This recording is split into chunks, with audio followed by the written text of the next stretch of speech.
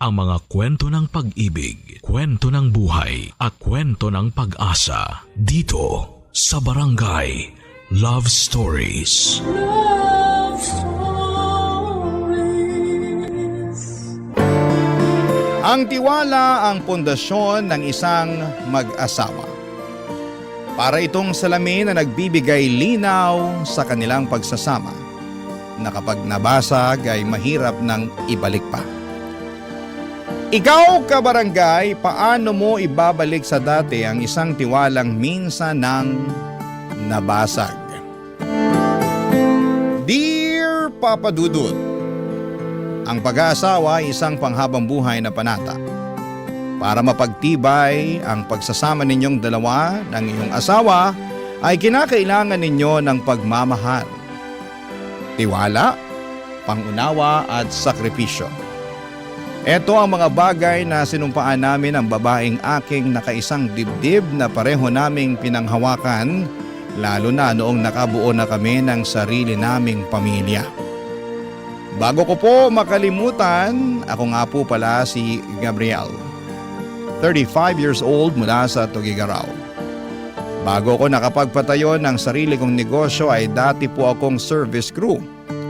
Sa trabaho kong yon ay doon ko nakilala si Monet na nagtatrabaho naman sa isang salon na katapat lang ng fast food na aking pinapasukan. Naging suki naman si Monet dahil kada umaga bago siya pumasok sa trabaho ay lagi siyang bumibili ng kape. Hindi raw kasi pwedeng magsimula ang araw niya ng walang kape, Papa Dudut.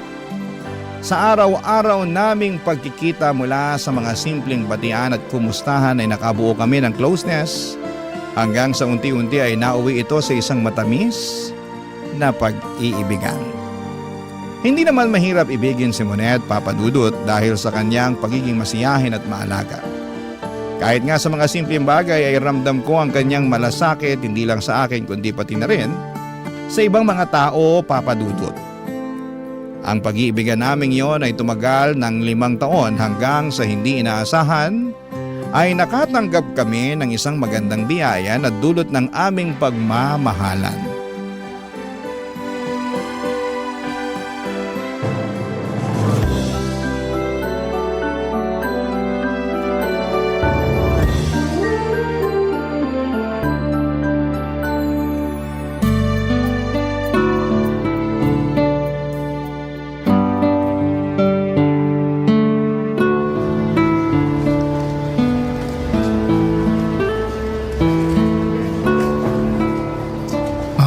Atsara? Oo, yun nga. Pipinan na inatsara. Yun yung gusto ko ngayon. Ang lala mo namang mag-crave. Bakit? Naglilihi ka ba? Daig mo pa buntis ah. Paano kung buntis nga ako? Sus, paano ka naman mabubuntis? Teka ha? Monet, buntis ka ba? Uy, Monet, wag ka namang magbiro ng ganyan. Kapag buntis ba ako, anong gagawin mo? Katulad ka rin ba ng ibang lalaki dyan na duwag? Yung sweet sa una pero kapag nakadisgrasya, tinatakbuhan na yung responsibilidad nila? Siyempre hindi. Hindi ako ganun. Kahit mabuntis ka pa, hindi kita tatalikuran. Hindi kita iiwan kahit ano pang mangyari. Mabuti naman. Dapat lang. Pero hindi ka naman buntis, di ba? Buntis ako, Gabriel.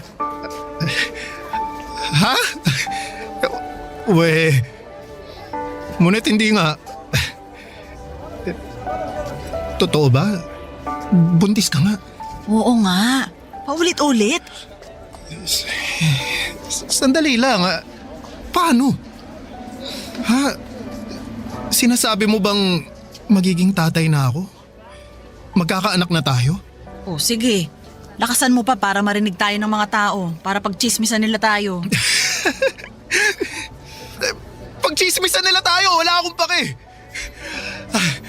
Ang mahalaga sa akin, magkakaroon na tayo ng anak. Yes! Woo!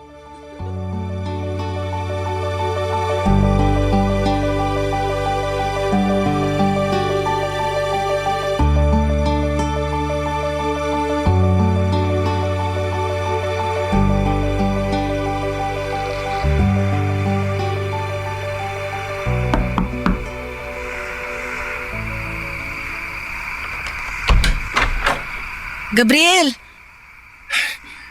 Magandang gabi, Monet. Talagang nagbihis ka talaga para sa gabing to, ha? Siyempre naman. Nagdala rin ako ng makakain, oh. Heto, pansit. Salamat. Teka, mag-isa ka lang? Wala ka bang kasama? Busy yung kapatid ko sa trabaho eh. Hindi niya ako masasamahan ngayon. Tapos si tatay, alam mo namang hindi makakapunta yun kasi bedridden na. Pwede ba yun? Mamamanhikan ka ng mag-isa ka lang? Wala naman sigurong masama, di ba? Ang mahalaga, nandito ako para ipakita sa mama mo kung gaano ako kaseryoso sa'yo. Naku, ewan ko sa'yo. Halika na, pumasok ka na. Kanina ka pa inaantay ni Mama. Sige. Ma, nandito na po si Gabriel. Magandang gabi po, Tita Imelda. Magandang gabi rin. Mag-isa ka lang? Opo nasa trabaho po yung kapatid ko. Gustuhin man niya, hindi na po niya ako masasamahan ngayon. Ganun ba? Siya sige, maupo ka muna. Salamat po. Maiwan ko na po muna kayo, ha. Ihahanda ko lang yung dalang pagkain ni Gabriel. Nasabi sa akin ni Monet kung bakit ka na pa rito. Sigurado ka na ba talaga riyan sa desisyon yung dalawa? Opo, pakakasalan ko po ang anak niyo. Kung yun ay pahihintulutan niyo po ako. Sa totoo lang, nung una, hindi ako pabor sa pinaplano niyong dalawa. Wala kayong ipon at kung tutuusin, hindi pa kayo tuluyang nakatatayo sa mga sarili niyong mga paa. Pero ano pa nga bang magagawa ko? Buntis na si Monet. At wala nang ibang direksyon na dapat patunguhan yung pagsasama niyo kundi sa simbahan na. Kung ganun, pumapahayag po kayo na ikasal na kaming dalawa? Katulad nga ng sinabi ko, wala naman akong magagawa. Buntis na si Monet. Pero sa isang kondisyon, Gabriel. Sige po, ano po yun? Wag na wag mong lolokohin ang anak ko. Alagaan at mahalin mo siya, katulad ng ginagawa namin sa kanya. Pangako po. Ano man ang mangyari, hindi ko po siya iiwan. Hindi ko siya lolokohin, kundi paglilingkuran ko siya hanggang sa tumanda kami. At dahil nga sa pagkakaroon namin ng sariling pamilya ay napagtanto ni Monet na hindi sapat ang pagiging service crew at hairstylist niya para maibigay namin ang lahat ng pangangailangan ng anak namin.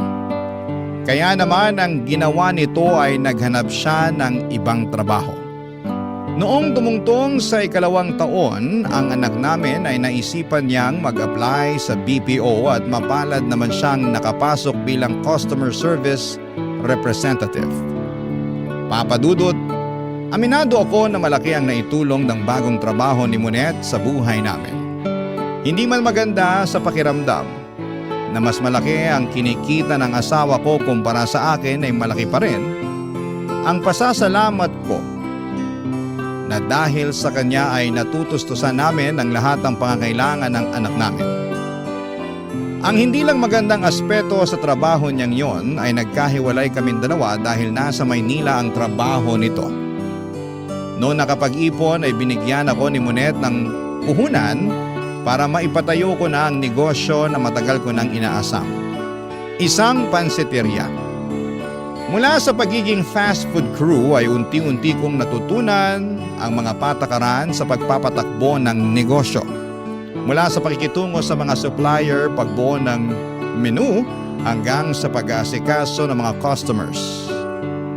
Magkalayo man kami ni Monet ay kinakailangan naming tiisin ang pagkamis namin sa isa't isa para sa kinabukasan ng anak namin, Papa Dudut.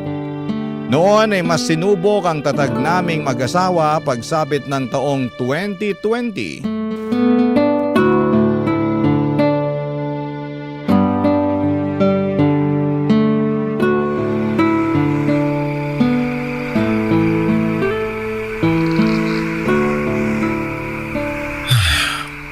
Nakauwi na kaya si Monet? Matawagan nga ulit.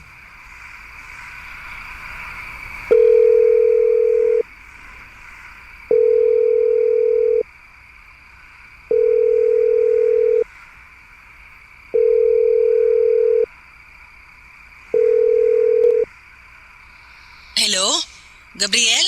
O Monet, mabuti naman sumagot ka na. Kanina pa kita tinatawagan eh. Pasensya ka na ha. Hindi kita masagot kanina. Nasa jeep kasi ako eh. Okay lang. Ano, nakauwi ka na ba sa apartment nyo? Oo. Kararating ko lang. Alam mo ba na nagkakaubusan na ng alcohol at gamot dito sa lugar namin? Hala, bakit? Dahil nga dun sa virus daw na kumakalat. Yung coronavirus ba? Oo, nakakatakot nga yun eh. Ang sabi, nakapasok na raw yung sakit dito sa Pinas. Oo, kaya nga nag-uunahan na yung mga tao dito na makabili ng alkohol eh. Inabot nga ako kanina ng 2 oras sa grocery para lang dun sa 2 alkohol lang. So far, wala namang ganyan dito sa Maynila. Syempre, maraming bilihan dyan sa inyo. Dito, ilan lang yung mall at saka grocery dito. Baka naman masyado lang kayong OA dyan.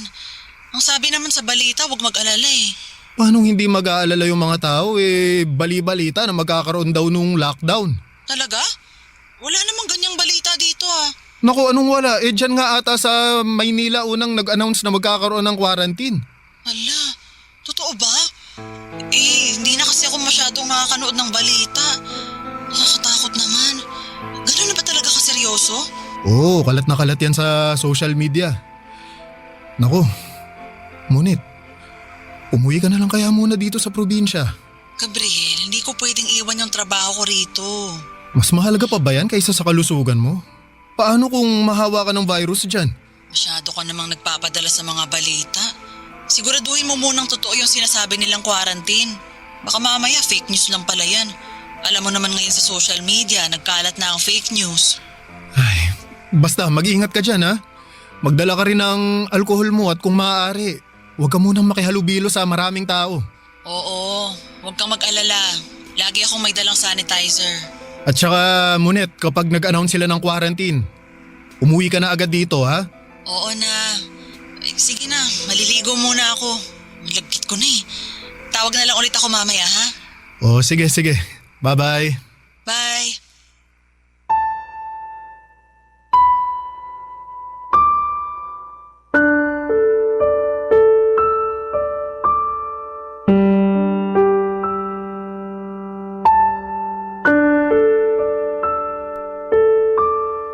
At dahil nga sa lockdown ay napilitan akong isarado ang pansitirya ko, Papa Dudut. Ilang buwan na nakaasa lamang kami ng anak ko kay Munet. Linggo-linggo ay nagpapadala siya sa amin ng pang-grocery para may makain kami sa pang-araw-araw. Hanggang sa biglang umusbong ang online selling sa social media. Doon ko na naisipan na magpa-order ng pagkain online. Unti-unti ay nakahanap ako ng mapagkakakitaan.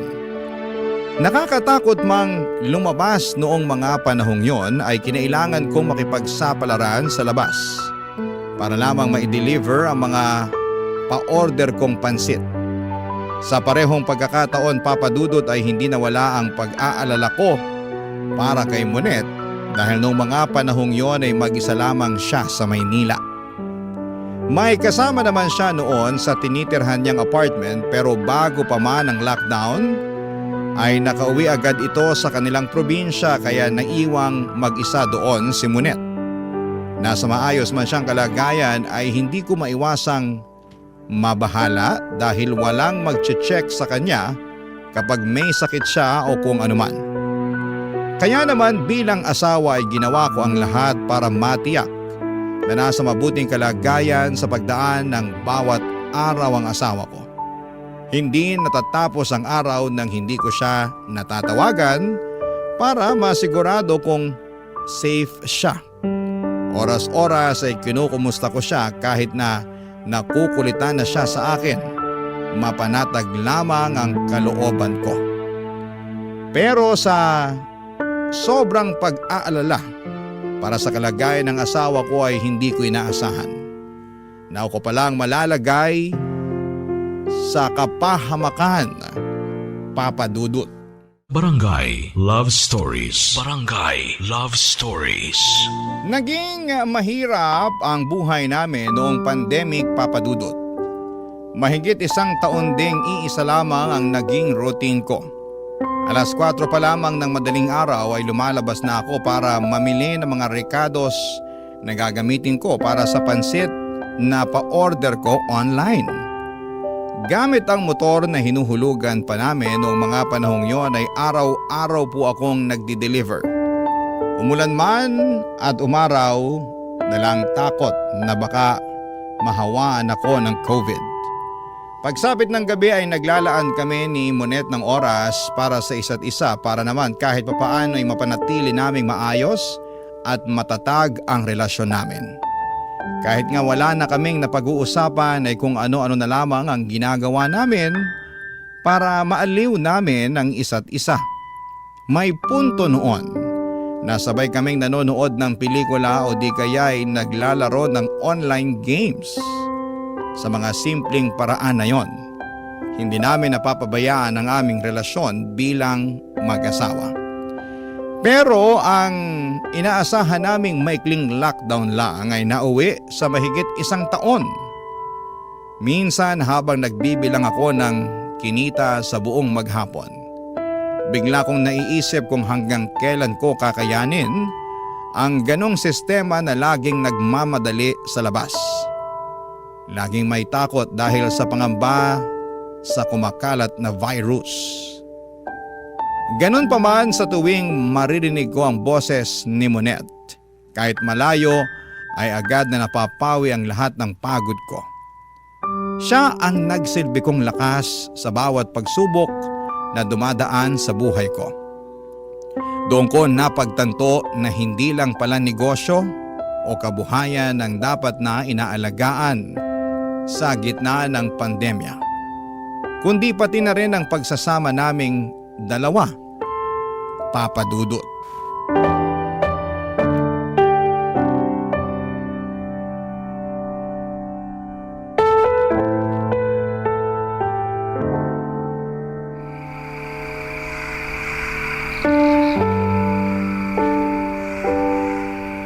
Mabuti na lang pinayagan kayong mag-work from home no? Oo nga eh. Walang choice yung company namin kasi bawal lumabas. Kaysa tumigil sa operation, dinala na lang nila yung trabaho sa bahay. Pero at least, kumikita pa rin. Ako, yung pansiteria ko, inaagyaw na dun. Pero sabi mo, kumukuha ka ng orders online, di ba? Oo, may mga mangilan-ngilan namang umu-order sa akin. Pero syempre, hindi na katulad ng dati yung kinikita ko kasi kailangan ko pang mag-deliver. Ang mahal ng gas. Bakit kasi hindi ka maningil ng delivery fee? Yung free delivery na nga lang yung dahilan kung bakit may mga customer pa ako Maniningil pa. O siya, basta mag-ingat lang kayo dyan ha. Paakyat pa rin ang paakyat yung kaso ng COVID ngayon nakakatakot. Oo, nag-iingat naman ako. Ang problema ko, itong anak natin ngayon, sinisipon. Si Angel? Pinaiinom mo ba siya ng gamot? Oo, may gamot siya rito. Kung ipa-antigen mo kaya, baka mamaya COVID na yan. Hindi naman siguro, hindi siya lumalabas ng bahay Paano siya magkaka-COVID? Ikaw lumalabas ka ng bahay. Hindi mo lang alam, baka carrier ka na pala ng virus tapos nakuha ng anak mo. Wala naman akong sipon. Kahit na. May tinatawag tayong asymptomatic. Yung may virus pero walang sintomas. Sige. Sige, ipapa-antigen test ko siya bukas para masigurado. Sige. Pati ikaw na rin ha?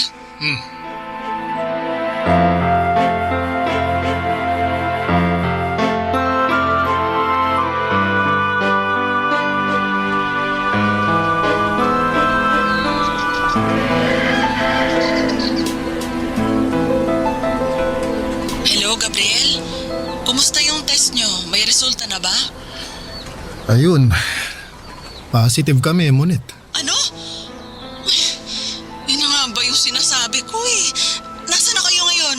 Naka-quarantine ba kayo? Nasa bahay na kami ngayon. Pinauwi kayo? Hindi nyo ba kailangan mag-quarantine? Mild lang naman daw yung sintomas namin kaya pinayagan nila kaming mag-quarantine dito sa bahay. Total, kaming dalawa lang naman ni Angel ang nakatira dito. Punuan na rin kasi yung mga quarantine facility kaya pinagbigyan na lang nila kaming umuwi. Kumusta na si Angel? Ayun, may sinat pa tapos inuubo pero may gamot silang ibinigay sa amin. Ang sabi, uminom daw kami ng vitamins para mas lumakas yung resistensya namin. Ganun ba? Ikaw, kumusta ka? Eto, okay naman ako. Maliban sa walang panlasa ngayon, malakas naman ako. Awa ng Diyos, wala naman akong lagnat o kung ano man. Bakit kasi hindi kayo nag-ingat dyan eh? Nag-aalala tuloy ako para sa inyong dalawa. Huwag kang mag-alala. Ako nang bahala dito. Hindi ko papabayaan tong anak natin. Ang problema ko ngayon, yung negosyo. Titigil na naman dahil sa buwisit na COVID na to. Huwag mo nang problemahin yan. Magpapadala na lang ako ng panggastos nyo. Ang isipin mo na lang muna yung kalusugan nyo. Kung magpapadala ka, isend mo na lang sa kapatid ko. Siya yung nag-grocery para sa amin eh. Siya ngayon yung nagdadala ng pagkain. Hindi ako makapagluto, wala akong panlasa eh. Sige. Kakausapin ko siya mamaya. Wala na ba kayong ibang kailangan? Vitamins? Pagkain? Wala na, kumpleto pa naman kami dito. Sige, balitaan mo ako dyan ha. Patapos na yung break ko, babalik na ako sa trabaho. Sige Monet, ikaw mag-iingat ka rin dyan ha. Oo, kayo rin. Sa awa ng Diyos ay mabilis din naman kaming gumaling ng anak ko matapos kaming tamaan ng COVID. Pero kahit gumaling na ako ay hindi naging madali ang mga sumunod na araw. Nakaranas kasi kami ng diskriminasyon mula sa mga tao sa paligid namin. Iniwasan nila kami dahil sa takot na baka makahawa pa kami kahit na noong mga panahong yon ay magaling na kami. Kahit mga dating kapitbahay at kakilala ay bigla na lamang nila kaming iniwasan. At ang malala pa ay nadamay din ang negosyo ko. Papadudod simula nang kumalat ang balitang nagka-COVID ako ay nawala na ako ng customer na gustong mag-order sa akin ng pansit. Wala kaming magawa noon kundi ang magkulong na lamang sa bahay at umasa na lamang muli sa mga padala ni Monet. Hindi rin naman po nagtagal ang pagtitiis namin dahil makalipas ang ilang pang buwan ay tuluyan ng na-lift ang lockdown sa lugar namin. Unti-unti ay sinubukan naming bumangon. Noong lumuwag ang restrictions noong 2022, ay lagi kong hinihikayat si Monet na umuwi na muna sa Tuguegarao para naman mabisita niya ang anak niya. Pero hindi niya ito magawa-gawa dahil sa trabaho nito. Kaya naman naisipan ko na kaming dalawa na lamang ng anak ko ang pumunta sa kanya. Naisipan kong isorpresa ang asawa ko. Kaya hindi namin siya sinabihan na luluwas kami. Pero papadudod sa halip na si Monet ang masurpresa sa biglaang pagbisita namin sa kanya ay ako pa ang sobrang nagulat.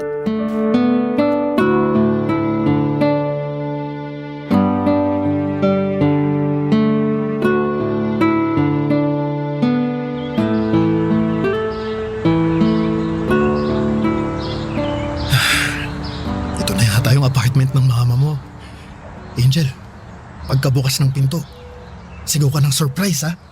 Opo, Papa.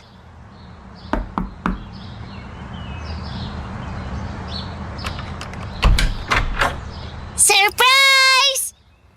Oh? Hindi naman po yan si Mama eh. Anong kailangan nila? Nako, sorry na mali lang yata ako ng kinatok. Pasensya na, akala ko ito yung apartment ni Monet eh. Ito nga yung apartment ni Monet. Bakit? May kailangan ka ba sa kanya? Sandali, dito nakatira si Monet? Oh. Monet! May naghahanap sa'yo! Sa akin? Sandali, nandyan na. Sino raw? Gabriel? Surprise! Mama, na-surprise ka ba? Anak, Gabriel, anong ginagawa niyo rito? Bakit hindi kayo nagsabi sa akin na luluwas kayo? Hindi ka makauwi ng Tuguegarao kaya kami na mismo bumiyahe para sa'yo. Gusto ka sana naming isurprise ng anak mo. Mama, na-surprise ka ba? Oo, anak. Sandali lang ha. Leandro, doon ka muna sa loob, please. Sige, maiwan ko muna kayo. Gabriel, sana nagsabi kayo na luluwas pala kayo para nakapaghanda ako. Sino yung lalaking yun? Akala ko ba mag-isa ka lang dito sa apartment mo? Si ano yon? Si Leandro. Katrabaho ko. Binisita lang niya ako kasi kasi may nagpapatulong ako dun sa laptop ko. Nagka-problema kasi. Inaayos lang niya. Inaayos niya yung laptop mo na ang suot lang, naka-boxers. Halos wala nang saplot yung kasama mo sa apartment. Sasabihin mo sa akin inaayos niya lang yung laptop mo? Pinaglululoko mo ba ako, Munit? Gabriel, magpapaliwanag ako. Lalaki mo ba yun, ha? Huwag naman dito sa harap ni Angel. Mag-usap tayo ng pribado. Sagutin mo ako. Lalaki mo ba yun? Gabriel! Ayaw mo sumagot? Pwes ako magtatanong sa kanya. Gabriel! Sandali lang. Nasaan siya, ha? Monet, may problema ba? Ikaw? Sino ka, ha? Anong ginagawa mo dito sa apartment ng asawa ko? Pare, relax ka lang. Anong relax? Nakatayo ka rito sa harap ko na halos wala ka ng suot? Sasabihin mo mag-relax ako? Sagutin mo yung tanong ko. Sino ka? Gabriel naman. Huminahon ka. Naririnig ka ng anak mo. May relasyon ba kayo? Ano? Gabriel, kung ano man yung iniisip mo, nagkakamali ka. Pwes ano? Mas mabuting sabihin mo na sa kanya ang totoo, Monet. Wala na tayong takas eh. Bistado na tayo. Leandro, tumigil ka nga dyan. Huwag ka na nga makialam dito. Nagsasama na kami ni Monet. Yun ang totoo. Leandro! Walang hiya ka. Kaya pala ayaw mong umuwi sa Tugigaraw, may iba ka na palang kinakasama dito? Kailan pa? Ha? Kailan mo pa ako niloloko? Simula nung nagkaanak kami. Leandro, tama na please. May anak kayo? Gabriel, I'm sorry. Angel, halika na. Umuwi na tayo, Angel. Halika na.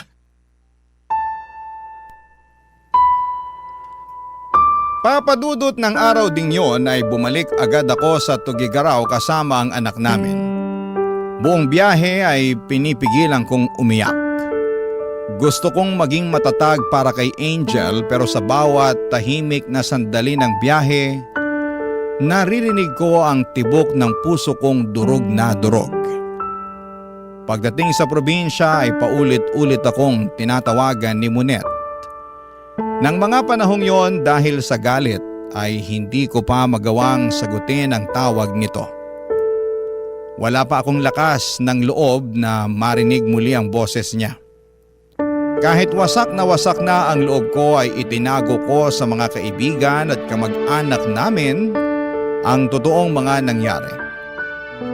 Ayaw kong kaawaan ako ng mga tao. Ayaw ko ring husgahan si Monet ng iba at higit sa lahat ay ayaw kong pagpiestahan ng mga tao ang buhay namin. Sa halip ay tinuong ko na lamang ang sarili ko sa muling pagpapatakbo ng aking pansiteria. Hindi ko na maatim na tumanggap pa ako ng kahit na anong kusing mula kay Monet.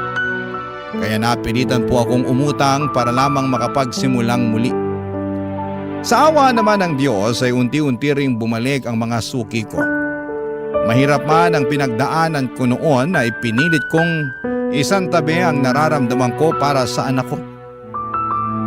Sa halip na hayaang lamunin ako ng galit at lungkot, ay pinili kong magpakatatag dahil alam kong sa kabila ng sakit, kailangan kong magpatuloy dahil ako lamang ang aasahan ng anak ko. Papa Dudut. Barangay Love Stories. Barangay Love Stories. Noong napayagan si Monet na magkaroon ng hybrid work setup ay agad-agad siyang umuwi sa probinsya. Ang sabi niya ay gusto niya makipag-usap sa akin at ayusin ang lahat. Ngunit pagdating niya ay naging malamig na ako sa kanya, Papa Dudut. Hindi ko siya kinibo at hindi ko siya kinausap. Sa totoo lang ay hindi ko pa rin lubos maisip kung paano ko siya mapapatawad sa ginawa niya sa akin.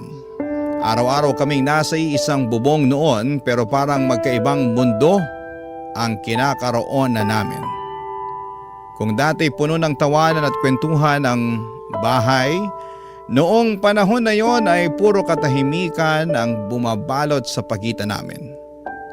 Ramdam ng bawat isa ang bigat ng hangin At sa tuwing sinusubukan niyang lumapit ay ako naman ang lumalayo, Papa Dudut. At dahil nga sa sama ng loob ay unti-unti akong natutong uminom. Sa umpisa ay isang baso lamang para pampatulog. Pero habang tumatagal ay naging sandalan ko na ang alak sa tuwing bumabalik sa isipan ko ang mga eksenang ayaw ko nang maalala.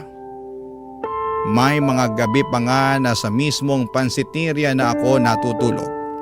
Hindi dahil sa pagod, kundi dahil ayaw kong makita si Monette, Papa Dudut. Isang gabi matapos ang inuman namin ng mga empleyado ko sa pansiteria, ay pinuntahan ako doon ni Monette para mapag-usapan ang problema naming ilang linggo na rin naming iniiwasang harapin, Papa Dudut.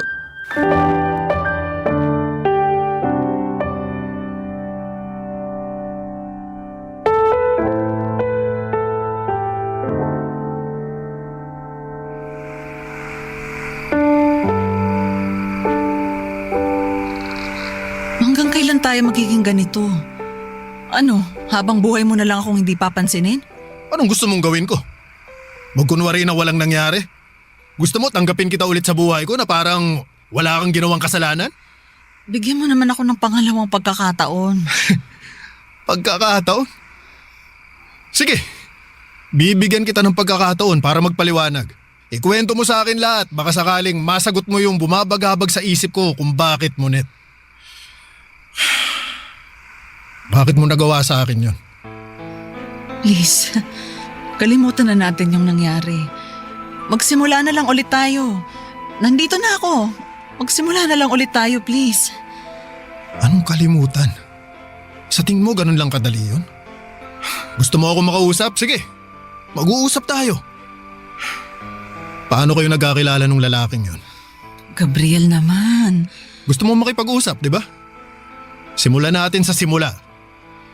Paano kayo nagkakilala? Tenant din siya sa apartment building na inuupahan ko. Nagkaroon kami ng ugnayan nung pandemic. Tapos Tapos ano? Nadisgrasya ka niya? gusto ko namang ipaalam sa'yo yung nangyari. Maniwala ka. Pero hindi ko alam kung paano ko sasabihin sa'yo yung totoo. Natakot ako. Alam mo, sa lahat ng tao, hindi ko inaasahan to mula sa'yo, Monette. Mag-isa lang ako noon. Wala akong kasama. Wala akong makausap. Si Leandro lang yung tanging katuwang ko noong mga panahong yon. Kaya ka nagpabuntis. Hindi ko ginusto yung nangyari. Hindi ginusto? Magkasama kayo sa iisang apartment. Sabay kayong nagpapalaki ng batang binuon yung dalawa. Tapos hindi mo yun ginusto? Naipit lang ako sa sitwasyon. Talaga lang ha? Alam mo, ito yung hindi ko maintindihan eh. Paano mo nasisikmurang makipag-video call sa akin gabi-gabi habang may kasama kang ibang lalaki? Paano mo nagagawang mag-I love you sa akin habang harap-harapan mo pala akong niloloko?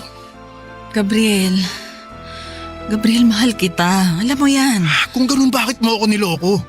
Ha? Bakit, Monette? Anong pagkukulang ko? Anong nagawa kong mali, ha? Bakit mo ko kailangan lokohin ng ganito? Gabriel, walang mali sa'yo.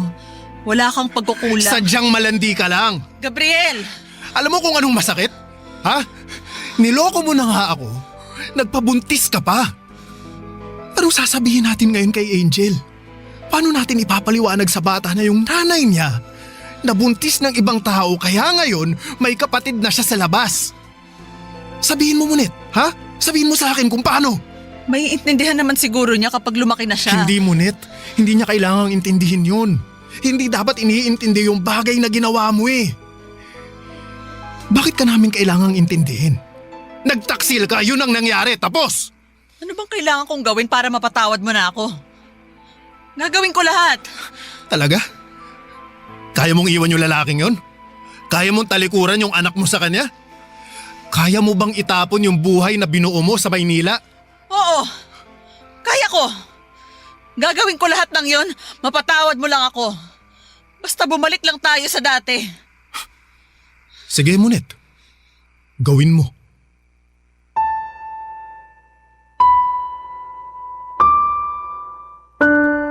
Matapos ng gabing yon sa pansiteria ay nagsimulang ipakita ni Monet ang pagsisisi mula sa kasalanang ginawa niya.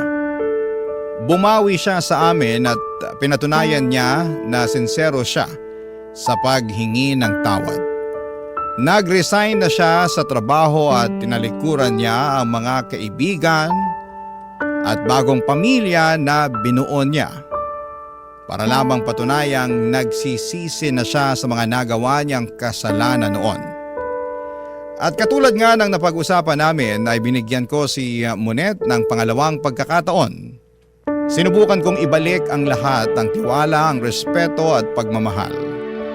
Pero Papa Dudut, kahit na anong gawin ko ay hindi ko magawang tingnan si Monet sa parehong paraan. Tuwing magkatabi kami sa kama ay paulit-ulit na pumapasok sa isipan ko ang lalaking kinakasama nito sa Maynila. Kung papaanong kada gabing magkausap kami sa cellphone, wala akong kamalay-malay na may ibang lalaki na pala siyang katabing matulog. Kasabay kumain at kasama sa pang-araw-araw. Kahit na anong pilit kong patawarin siya ay hindi ko magawa. Para bang may pader na namamagitan sa amin na hindi ko mabuwag pa. At kahit magkasama na kami sa isang bubong ay ramdam ni Monet ang lamig ng pakikitungo ko sa kanya, Papa Dudut. Hindi ko man sabihin, alam niyang nagbago na ako. Ang dating asawang puno ng lambing at ngiti ay napalitan ng isang lalaking tahimik, malayo at may bigat sa puso. Wala nang ibang magawa pa si Monet doon kundi ang tanggapin ang pagbabagong yon, Papa Dudut.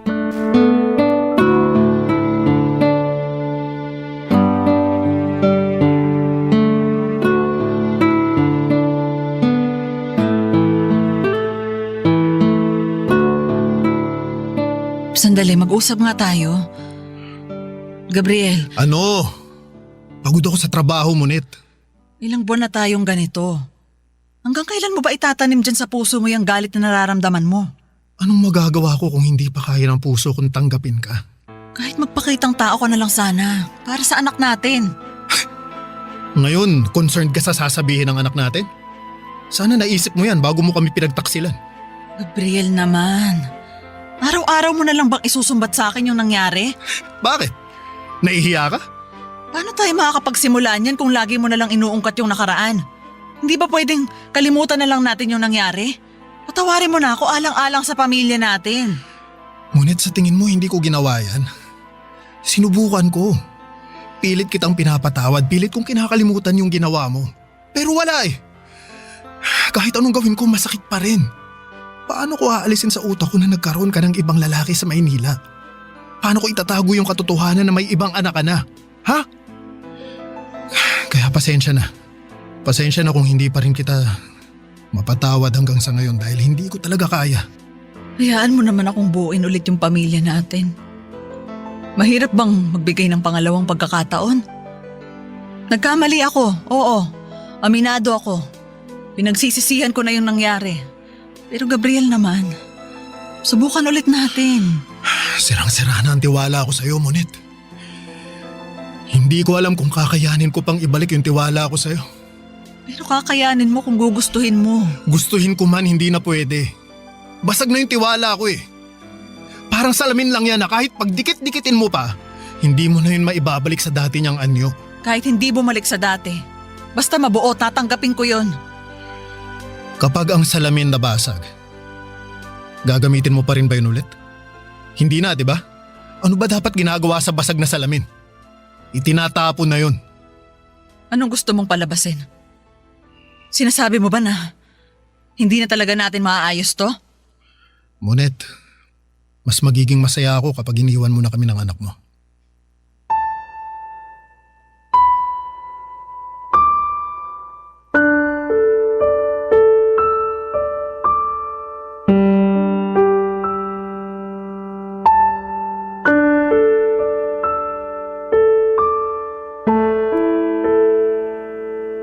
Papadudot mabilis na kumalat sa lugar namin ang nangyaring hiwalayan sa pagitan namin ni Monet. Pero kahit na anong pilit sa aking alamin ng mga tao kung ano nga ba ang sanhi ng hiwalayan namin, ay hindi ko sinabi sa kanila ang rason. Tanging ang mga kamag-anak lang namin ang nakakaalam ng mga nangyari. Hindi may iwasan ang mga pagkalat ng chismis na di umano ay nagkaroon ng lalaki si Monet sa Maynila pero never ko itong kinumpirma. Bilang respeto na rin sa naging pagsasama namin ng dati kong asawa. Kalaunan ay bumalik si Monet sa Maynila para makasama ang bagong pamilya nito. Kapag umuwi siya sa Tugigaraw ay hindi ko naman ipinagdadamot sa kanya na makita si Angel. Binibigyan ko sila ng oras para magkasamang dalawa. Kahit papaano ay naging civil kaming dalawa ni Monet para na rin sa anak namin. Papadudot kung ako ang tatanungin ninyo ay napatawad ko na po si Monet sa mga nagawa niya. Nandun pa rin ang sugat na gawa ng pagtataksil niya pero natutunan ko na ring tanggapin. Ang mahalaga sa ngayon ay masaya na ako sa piling ng anak ko. Taon nang lumipas bago ko binuksang muli ang puso ko sa panibagong pag-ibig. Sa ngayon ay meron ng isang babaeng tumatayo bilang pangalawang ina ng anak ko, isang babae na tunay at lubos na nagmamahal sa aming dalawa ni Angel. Ito po ang aking kwento at maraming salamat po sa inyo, Papa Dudut, sa pagbabahagi ninyo ng aking kwento sa inyong programa. Mabuhay po kayo at naway hindi kayo magsawang magbahagi ng kwento ng mga katulad ko na tagahanga ninyo. Ang inyong kapuso at kabarangay forever, Gabriel. Anong say mo sa Barangay Love Stories na ito? Pagkwentuhan natin sa comment section yan. Ang mga kwento ng pag-ibig, kwento ng buhay at kwento ng pag-asa dito sa Barangay Love Stories. Love Stories. Hindi perpekto ang ating sambahayan. Mayroong pagkukulang ang bawat isa sa atin na dapat tugunan at hindi basta-basta tinatakasan. Ikaw kabarangay, paano mo sinusolusyonan ang problema sa inyong pamilya? Dear Papa Dudut, nakakapagod mabuhay sa mundong ibabaw. At kung pwede lang talagang tumakas pero hindi kasama sa pagpipilian ang kamatayan ay gagawin ko na. At yun nga ang eksaktong nangyari sa akin noong araw kaya napunta ako sa kasalukuyang sitwasyon ng buhay ko. Masasabi ko na kahit araw-araw ay meron pa ring pagsubok na dumarating ay mas kinakaya ko nang harapin dahil sa aking anak na siyang naging inspirasyon ko. Bago ko ipagpatuloy ang pagbabahagi ng istorya ng buhay ko ay nais ko munang kunin ang pagkakataong ito upang magpasalamat sa programa ninyong Barangay Love Stories at sa iyo Papa Dudut dahil malaki ang naitulong ng pakikinig ko sa mga kwento ng mga kabarangay natin lalong-lalo na iyong may kinalaman sa buhay upang ma-inspire at mabigyan ako ng pag-asa. Kaya nga napasulat na rin po ako sa inyong programa upang makapagbahagi naman ng kwentong kapupulutan ng aral at ng inspirasyon. Pero magpapakilala muna ako sa inyong lahat. Tawagin niyo na lamang po ako sa pangalang Odessa, 37 years old at taga Marikina. Isa akong single mother na may 6 na taong gulang na anak. Sa ngayon ay kumikita ako bilang affiliate ng isang produkto online. Rumaraket din akong ahente ng insurance at nagsiself-study ng baking dahil pangarap kong maging baker at makapagbukas ng sarili kong negosyo pagdating ng panahon. Pero ang kwento ko ay magsisimula taong 2018 noong nasa Valenzuela pa lamang ang aming pamilya.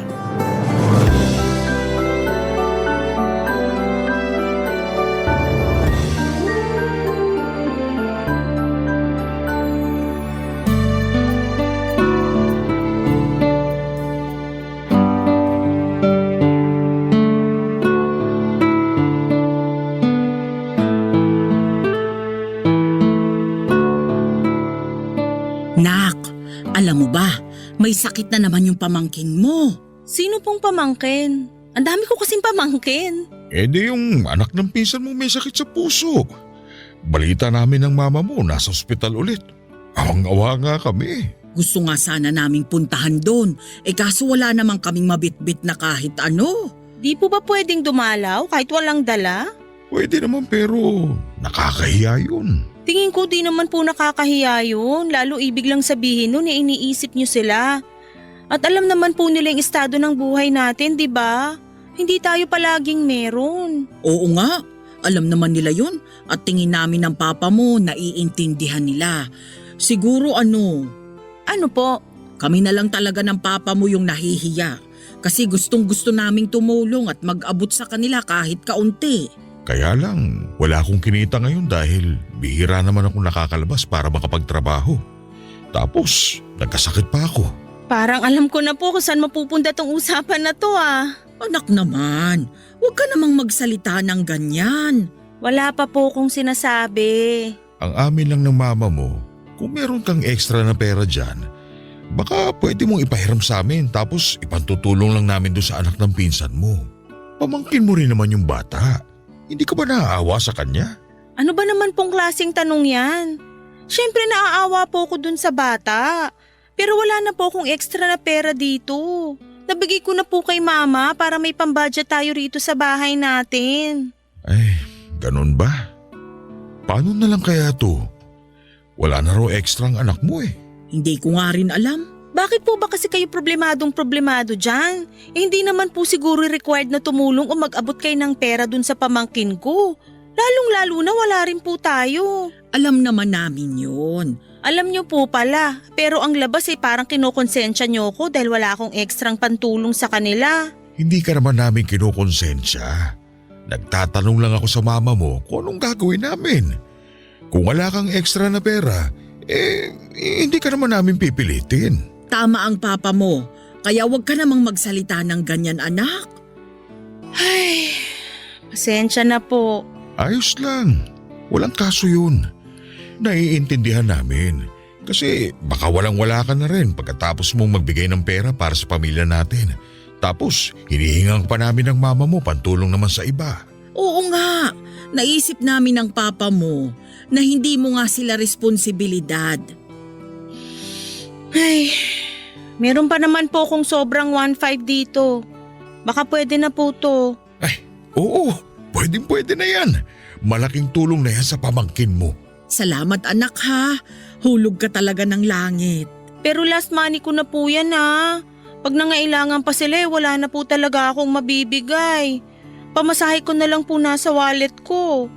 Hindi naman pwede na pati yun ibigay ko sa kanila. Ayos na yung 1.5. Malaking halaga na yun pantulong sa pinsan mong nangangailangan. Sige po, ito po yung pera. Salamat ulit anak ha. Pagpalain ka ng Diyos kasi mabuti kang tao at higit sa lahat, matulungin.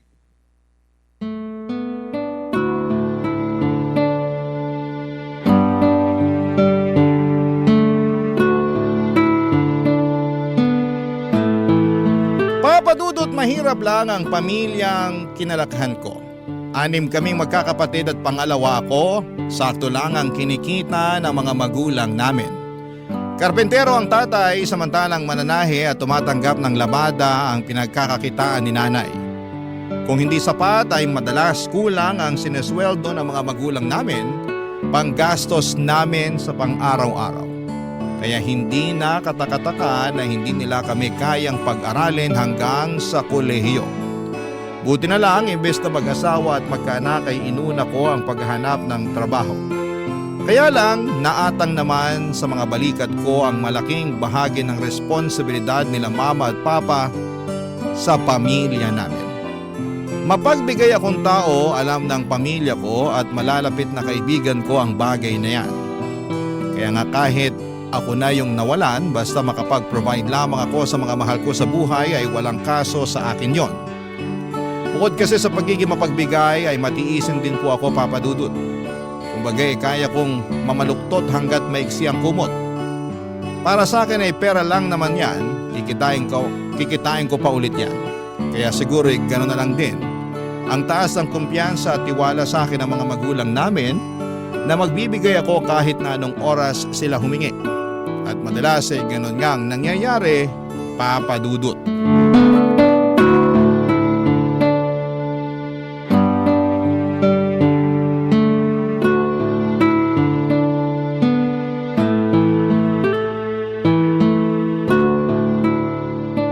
Nak, wala ka bang barya dyan? Barya? Meron naman po siguro sa wallet ko. Sa totoo lang, baryan na lang po yata meron ako eh. Ganon ba? Kailan ba yung sunod mong sweldo para magkapera ka naman? Yung hindi barya? Siguro sa makalawa pa po. Bakit po? Hihingi sana ako kahit 20 pesos. O kahit 10 piso na lang kasi sabi mo, barya na lang natitira sa pera mo. Para saan po? Pangyosi ko sana. Pa naman. Isang stick lang. Ang tagal ko nang hindi naninigarilyo eh. Parang na akong mamamatay. Sobra naman po yung parang mamamatay. Yun kasing nararamdaman ko eh. Simula kasi kaninang umaga hindi pa ako nakakapagyosi. Di ba nga po bawal na kayong magyosi? Abiso ng doktor sa center yun kasi di na kayo nawalan ng ubo. Isang stick lang naman anak. Kahit pa kalahati, bawal na nga po kayo. Parang mas mapapabilis pa yata akong mamatay kapag hindi nakapagyosi.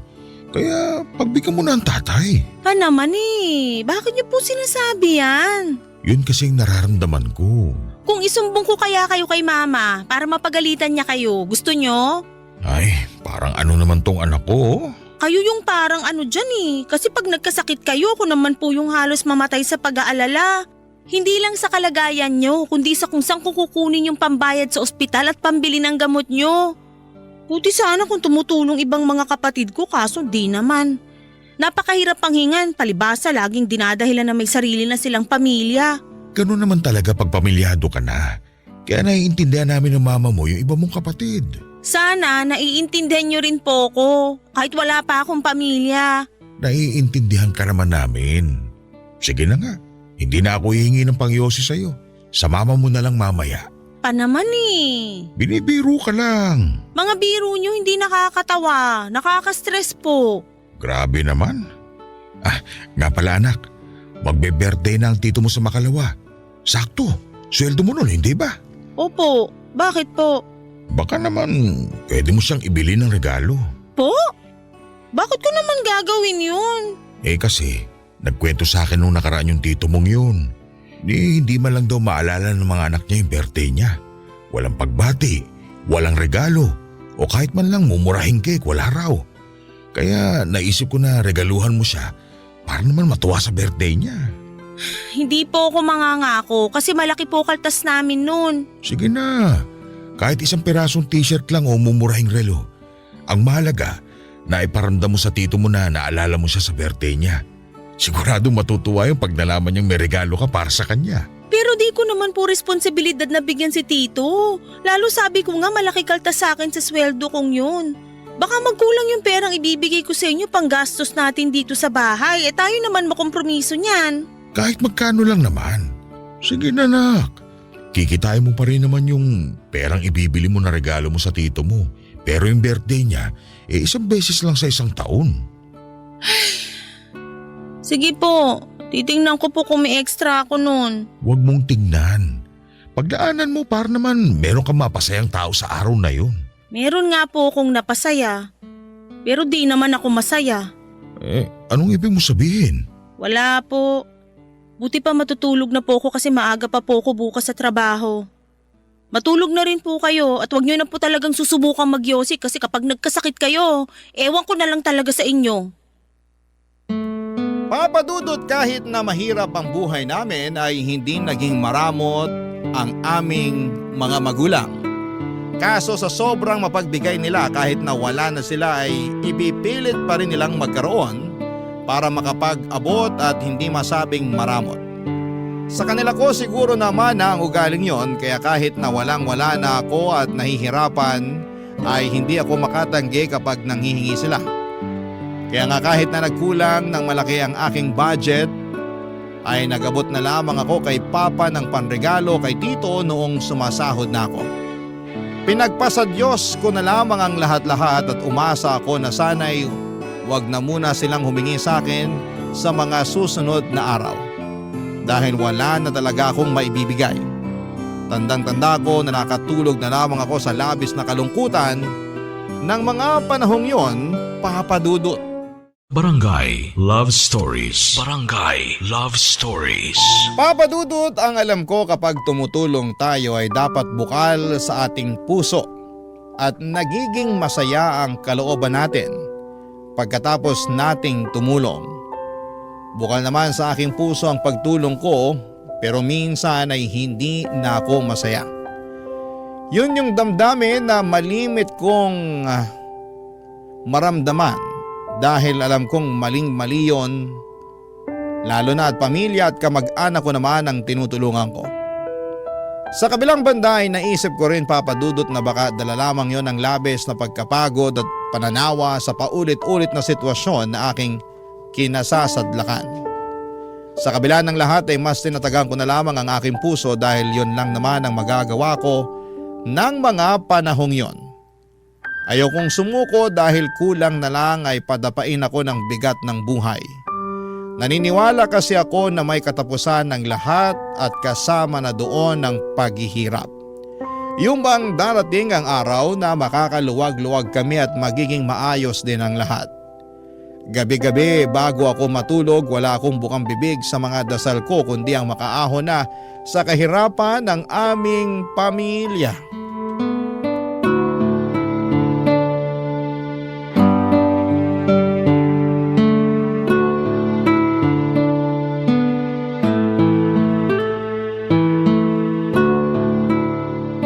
Anak, alam mo ba, buntis na naman yung pinsan mo. Sino pong pinsan? Yung pinsan mong may 5 ng anak. At buntis na naman siya? Tumpak! Ibig sabihin pang-anim na niya yon? Oo, ganun na nga. Nakakatuwa, hindi ba? Ano pong nakakatuwa dun? Kasi blessing ang mga bata. May kasabihan nga naman, pag marami, masaya rin. Kaya nga 6 kayong magkakapatid eh.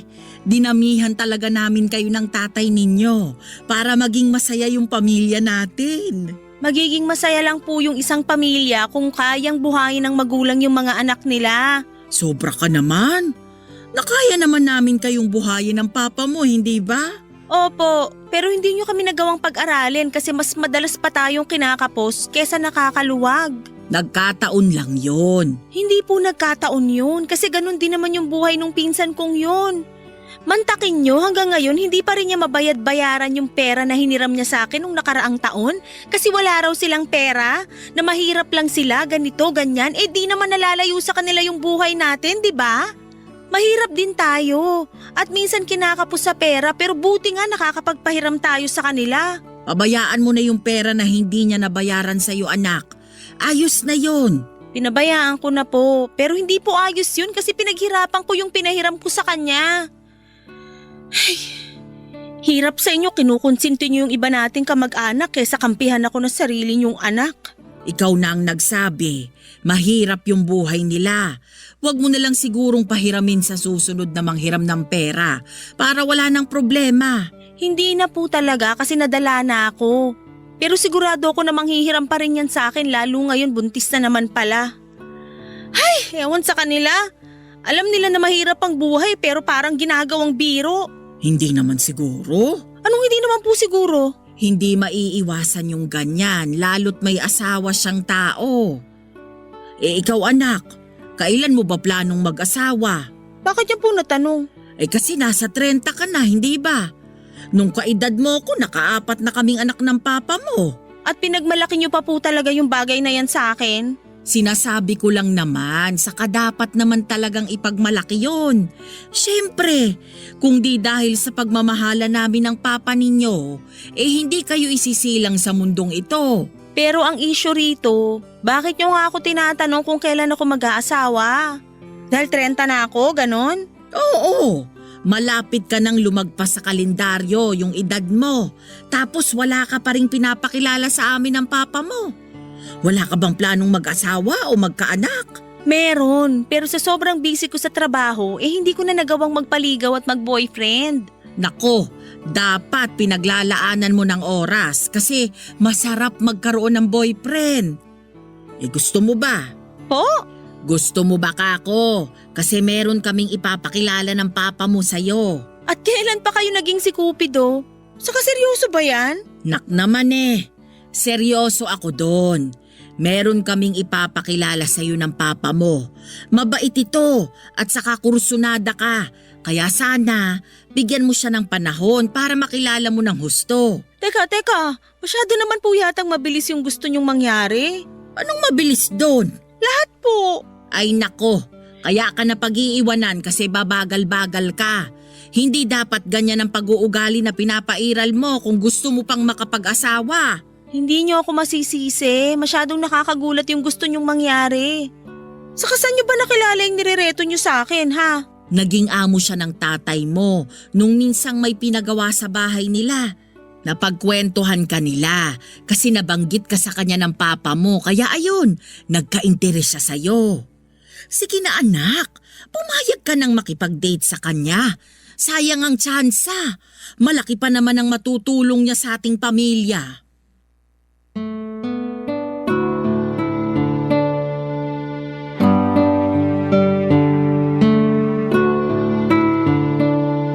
Papa Dudut, hindi ko priority ang pakikipagrelasyon hanggang noong mga sandaling yon. Pero aminado akong sumagi na rin sa aking isip ang pag-aasawa. Hindi na rin kasi ako bumabata at sa edad kong 30 ay gusto ko nang magkaanak at bumuo ng sariling pamilya. Pero hindi ko nga mauna ang aking sarili dahil laging pamilya ko ang iniisip ko. Minsan ay napapatanong ako kung hanggang kailan ko gagawin ang bagay na yon. Sa kabilang banda, si Mama Payata ang mas nag-alala sa aking love life kaya hindi niya tinigilan ang pagreto sa akin doon sa kakilala nila ni Papa na naghahanap ng makakarelasyon ng mga panahong yon. Sa huli, pinagbigyan ko si Mama at pumayag ako makipag-date sa naturang lalaki na tawagin na lang natin sa pangalang Pio, na nung una ay kinagulat ko ang pagitan ng mga edad namin. 15 taon kasi ang tanda niya sa akin, biyudo at may 2 anak na nasa late 20s. Pero nakilala ko namang mabait at maginoo si Pio. Mga bagay na nagustuhan ko sa kanya bilang kaibigan, Papa Dudut.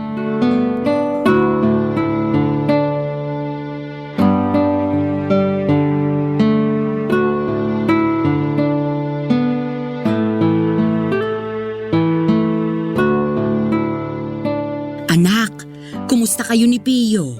Balita namin ng mama mo, nagkakadevelopan na raw kayo ha. Totoo ba yun? Wow! Marunong na po kayong gumamit ng salitang nagkakadevelopan, ha? Sino nagturo sa inyo? Narinig lang namin sa tabi-tabi, saka sa TV.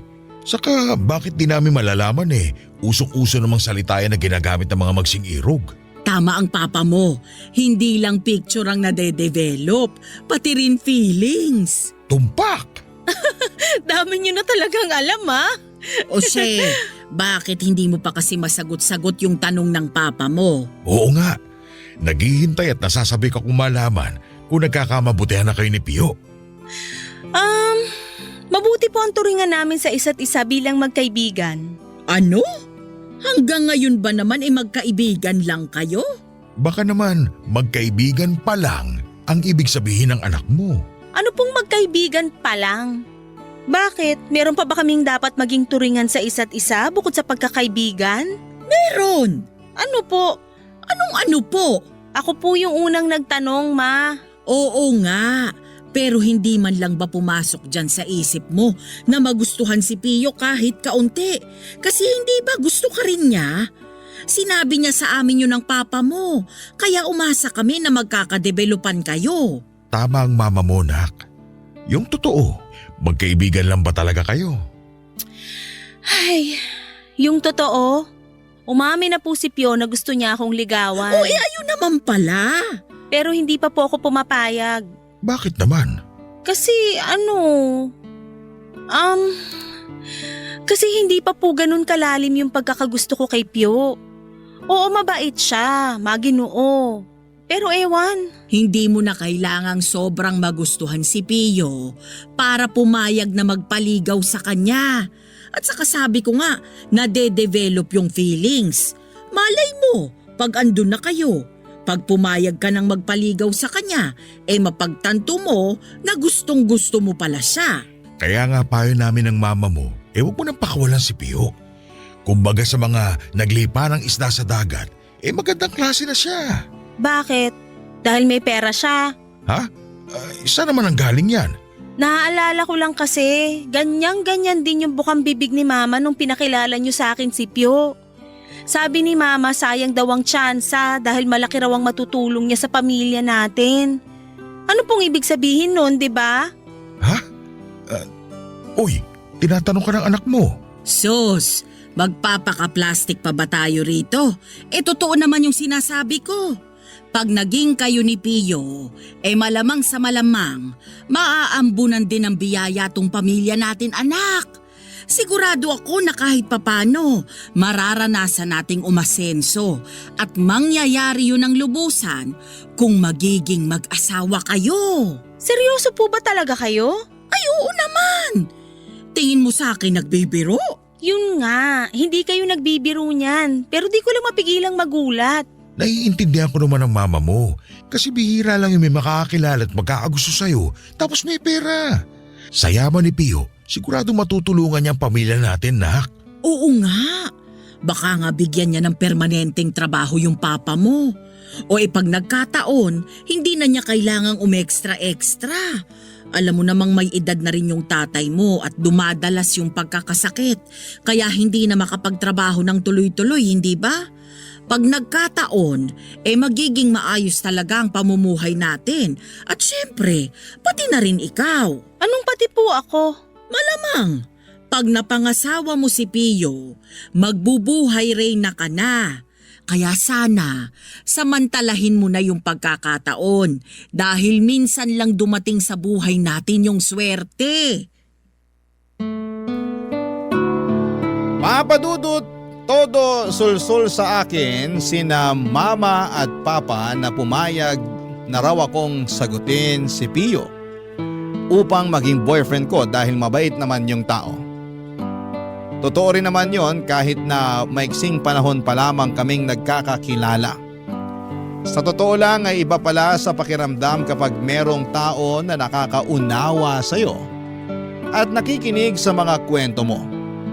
At ang lahat ng yon ay nararamdaman ko kay Pio pero nag-alinlangan pa rin akong sagutin siya ng mga panahong yon. Magkaganon pa man ay hindi ako tinigila ng mga magulang ko sa pangungulit na bigyan ko raw ng chance si Pio na patunayan ang pagmamahal niya sa akin. Napakaswerte ko na raw sa kanya dahil mature siya, mag-isip at may pera na rin. Kayang-kaya niya raw akong buhayin at ang magiging anak namin. Bagay na napag-isip-isip kong tama nga naman. Siguro'y mas nanaig sa akin ng mga panahong yon ang kagustuhan na makatakas sa responsibilidad ko sa aking pamilya sa pamamagitan ng pag-aasawa ng may pera kahit na hindi ko masyadong mahal. Kaya agad akong pumayag na ligawan ako ni Pio at makaraan lamang papadudot ang 2 linggo ay sinagot ko na rin siya. Tapos makalipas ang 3 buwan ay nag-propose na rin siya sa akin ng kasal. Siyempre, hindi na ako nagpatumpik-tumpik pa at agad na ibinigay sa kanya ang matamis kong oo. Barangay Love Stories. Barangay Love Stories. Papadudot, masasabi ko na naging mabuting kasintahan si Pio sa loob ng 3 buwan naming magkarelasyon. Naranasan ko sa kanya na tratuhin na parang isang reyna at aminado kung pansamantala akong nakaalis sa mabigat at nakakapagod na responsibilidad sa aking pamilya. At dahil nga may negosyo si Pio ay siya ang may pinagkukunan siya ng pera at inaabutan niya ako kasama na rin ang aking pamilya. Nung una hindi ko tinatanggap ang perang ibinibigay niya sa akin dahil nahihiya ako at meron naman akong trabaho pero mapilit si Pio. Kaya sa huli ay kinuha ko na rin yon. Kaya nga tuwang-tuwa ang mga magulang ko dahil nakaluwag-luwag na raw kami at mas lalo silang nagalak noong naging mag-asawa na nga kami, Papa Dudut. Kaya lang ay doon na pala magsisimula ang aking kalbaryo dahil unti-unting lumabas ang masamang ugali ng mister ko. Para siyang masamang tao na nagbalat kayo na mabait para makuha ako. At nagsimula ng magkaroon ako ng masasalimuot na araw kasama siya noong sinaktan at minaltrato niya ako. Kahit na ipinagbubuntis ko na ang anak namin ng panahong yon. Dahil nga sa sinapit kong yon ay hindi ko mapigilang sisihin ang mga magulang ko dahil ipinakilala pa nila sa akin ang demonyong yon upang maging asawa ko.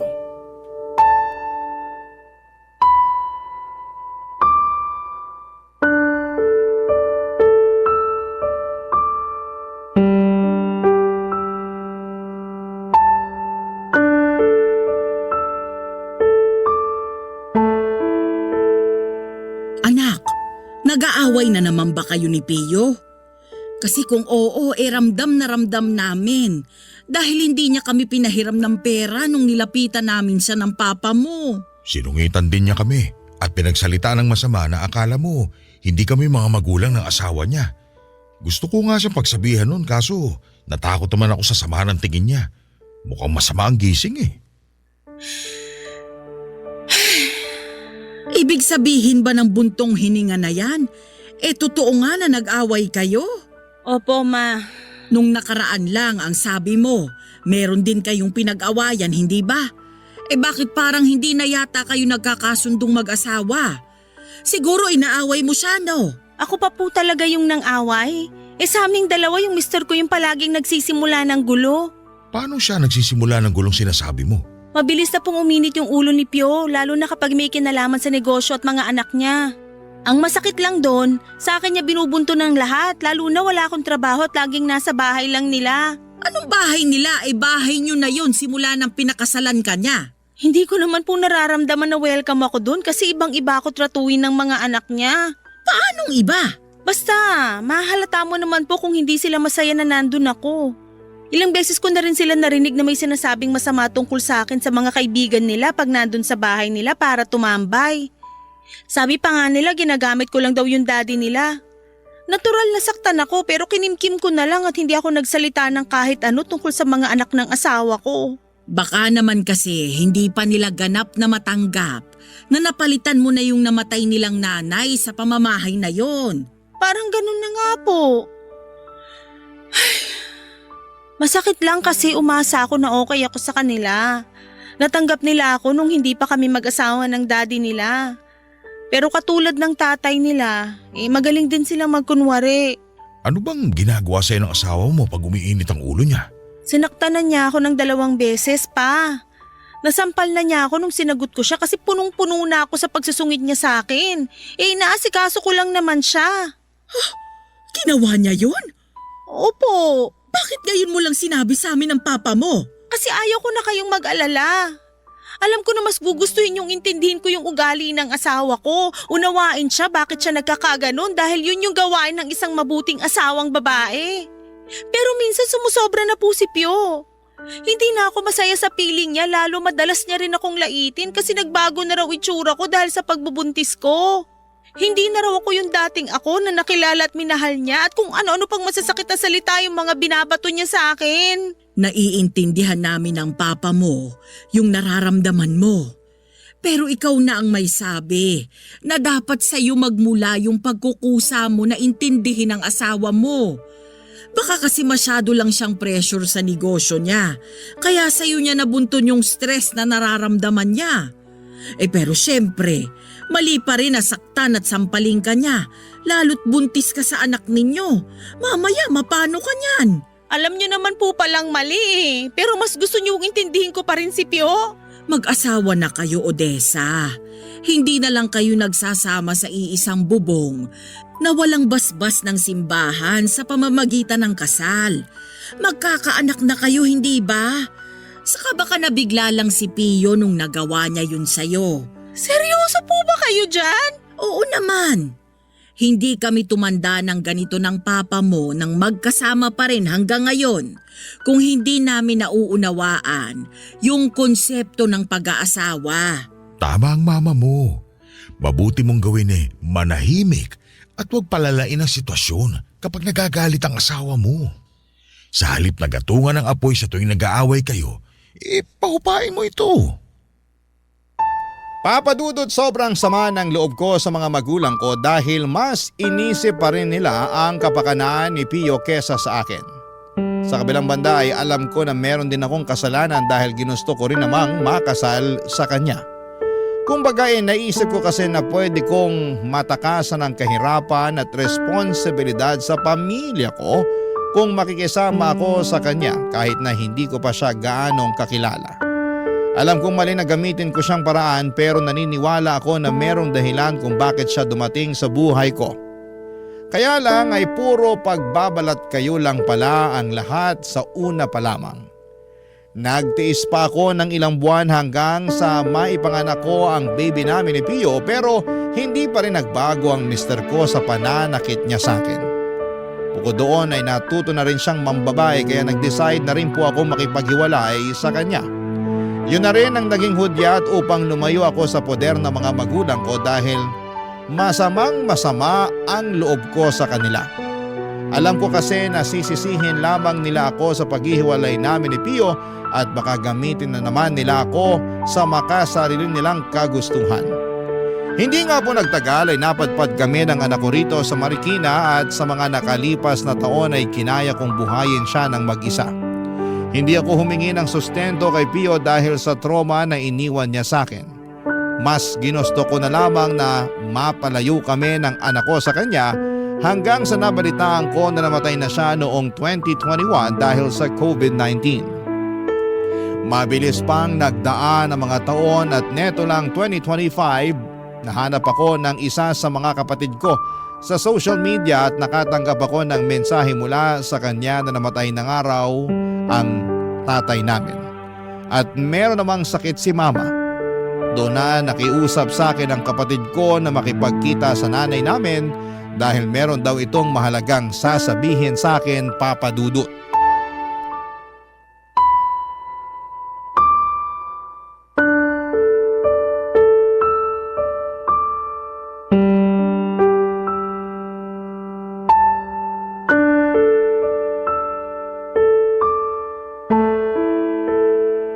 Anak, buti naman at nagpakita ka na rin sa akin. Sabi ng mga kapatid mo, pinilit ka pa raw nila ng husto para lang pumayag na puntahan ako. Napakalaki ba talaga ng galit mo sa amin ng papa mo para matiis mong hindi puntahan kahit hanggang sa kamatayan niya? Pasensya na po kayo. Hindi ko naman po sinasadyang hindi pumunta sa burol at libing ni Papa. Pero nahihiya kasi ako na magpakita sa inyo dahil baka may masabi kayo sa akin nung umalis na lang ako ng biglaan dito sa lugar natin noon. Aminado ako na pinangunahan ako ng takot kaya mas pinili ko na lang na mamuhay sa malayong lugar kasama ng anak ko. Hindi rin naman kita masisi. Lalo't sobrang hirap ng pinagdaanan mo noon. Hindi lang sa kamay ng asawa mo, kung hindi sa amin na rin na pamilya mo. Pasensya na po talaga kayo, Ma. Ayos lang. Naiintindihan kita. Mas naintindihan ka namin ng papa mo nung umalis ka sa puder namin at tuluyang magpakalayo-layo. Akala namin sa pelikula lang nangyayari yung ganon, pero sa totoong buhay din pala. Yun nga lang, sa huli namin na pagtanto, kung kailan hindi na namin alam kung paano at saan ka hahanapin. Sinadya ko po talagang hindi magpakita sa inyo dahil sa totoo lang, gusto ko na kayong kalimutan. Gusto ko na pong burahin sa alaala ko, hindi lang yung nakaraan kundi maging kayo na pamilya ko. Ewan, pero di ko lang talaga mapigilang magtanim ng hinanakit at sama ng loob sa inyo ni Papa dahil kayo pa talaga ng mga magulang ko yung hindi ko mampi sa akin nung araw na kailangan ko ng tulong at suporta nyo. Simula nun, nawalan na rin ako ng amor sa inyo. Lalo kung iisipin hindi lang naman yun yung insidente sa asawa ko yung unang beses na hindi nyo ako pinili bilang anak. Di ba palaging kapakanan ng ibang tao yung inuuna nyo kaysa sa akin? Bakit? Kasi inaasahan nyo na maiintindihan ko lahat dahil ganun nyo kami pinalaki ng mga kapatid ko. Hindi masama magbigay at umunawa pero hanggang kailan ko po ba yun gagawin kung ako mismo walang-wala rin at nangangailangan din ng pangunawa? Patawarin mo kami. Kasi hindi nga kami naging maramot sa iba. Pero ikaw mismo na anak namin, pinagdamutan namin ng papa mo ng mga bagay na kailangan mo, anak. Pasensya ka na talaga sa amin. Kung pwede lang talaga naming ibalik yung nakaraan, gagawin namin para maitama lahat ng pagkukulang namin sa inyong magkapatid, lalong-lalo na sa'yo. Pero alam naman po nating imposible nang mangyari yun at ayoko naman pong mabuhay na may sama ng loob pa rin sa inyo ni Papa. Ang totoo, sobra ako nagsisisi kasi hindi ko kayo napatawad kaagad. Sana kung nagawa ko yun na mas maaga mas marami pa akong pagkakataon na nakasama si Papa bago siya kinuha sa atin. Naniniwala ako na mayroong dahilan ng lahat.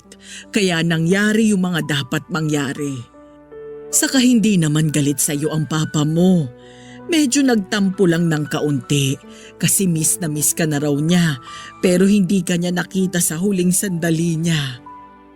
Kaya nga kabilin-bilinan niya sa amin ang mga kapatid mo, gawin namin ang lahat para mahanap ka at makausap kita nang sa ganon. Maihingi ko raw siya ng kapatawaran sa iyo, anak. Pinapatawad ko na po kayo ni Papa, Ma. Patawarin niyo rin po ko sa mga pagkukulang ko sa inyo bilang anak. Wala na yun. Matagal ka na naming pinatawad. Mahal na mahal ka namin, Odessa. Mahal na mahal ka namin ng Papa mo. Papa Dudut, maraming mabubuting bagay na tinuro sa akin ng mga magulang namin at kasama na doon ng pagpapatawad. Pero mahirap magpatawad lalo na sa loob ng mahabang panahon ay napangibabawan ako ng galit, hinanakit at tampo para sa mga mahal ko sa buhay. Kaya nga malaki ang pagsisisi ko na hindi na ako personal na nakahingi ng tawad sa aking papa. Magaganon pa man ay payapa ang puso ko noong narinig ko kay mama ang habilin niya. Sa kasalukuyan ay bumabawi ako kay mama sa pamamagitan ng pag-aalaga sa kanya tuwing bumibisita kami ng anak ko sa bahay nila sa Valenzuela. Pero kung tatanungin niyo naman ako ang tungkol sa kalusugan niya ay masasabi ko na bumuti ang kalagayan niya. Masaya ako pero nandun pa rin ang takot sa aking puso na baka pansamantala lamang pala na pinahiram siya ng Diyos sa akin. Pero kahit na ganoon ay pinipilit kong pumanatag at kumalma lalo at hindi ko na kontrolado ang sitwasyon. Natutuhan ko rin na pahalagahan ang bawat sandali at sulitin ang mga pagkakataon na kasama namin ang isa't isa lalo ngayong nagkapatawaran na kami. Walang perpektong magulang at wala ring perpektong mga anak. Walang perpektong relasyon at walang perpektong karelasyon. Pero lagi po nating tandaan na gumawa tayo ng mabuti sa mga mahal natin sa buhay at huwag natin silang hayaan na malungkot at masaktang mag-isa. Lalo at pamilya tayo. Ibig sabihin, kaagapay natin ang isa't isa at kakampi sa lahat ng sitwasyon. Yon ang importanteng aral sa buhay na natutuhan ko. Maraming salamat, Papa Dudut, sakaling mapili po ninyong i-ere ang storya ng buhay ko. Sana'y kinapulutan ito ng aral at inspirasyon ng mga kabarangay natin. God bless and more power sa Barangay Love Stories. Ang inyong forever kapuso at Barangay Odessa. Anong say mo sa Barangay Love Stories na ito? Pagkwentuhan natin sa comment section yan.